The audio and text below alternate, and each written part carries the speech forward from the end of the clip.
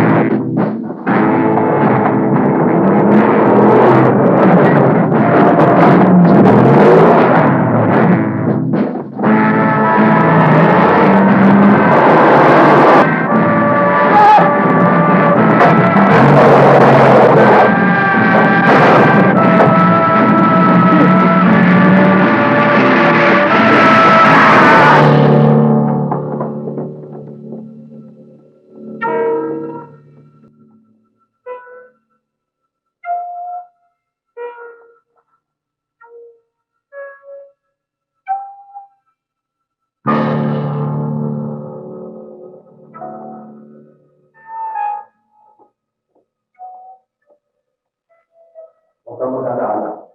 Tatrabaho namin ang gusto ang kami. Ano pang kailangan yung trabaho? Hindi ba't maliwanag ang pumatay sa kanya yung mga taong tinuring sa inyo? Huwag kang padalos-dalos ng pagsasalita. Mahirap pang magparatang. Unang-una wala na kayong ebidensya. Paano? At wala na rin ang asunto ng asawa ko talaga. Dahil wala na rin tayong testigo. Hindi ba ganun? Alam ko kung gaano kasakit sa kalooban mo ang nangyari. At hindi kita masisisi. Pero wala tayong maluluto sa pamamagitan ng init ng ulo at mga haka-haka na walang sapat na katibayan. Maghintay tayo ng magandang wala ako sa kahintay.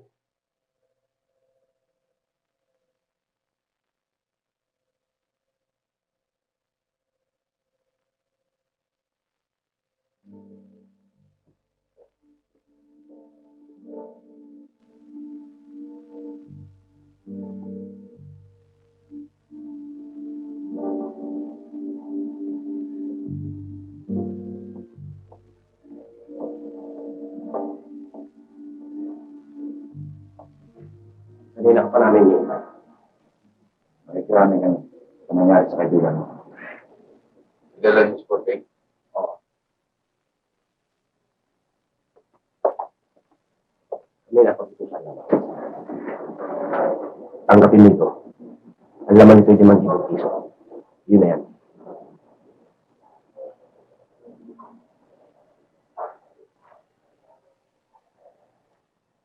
Ganun yung nanggaling ito. Hindi mo dapat malaman ba? Tanggapin mo yan at kalimutan mo na nangyari sa kaibigan mo. Bumalik ka sa probinsya at tumahimik ka na lang.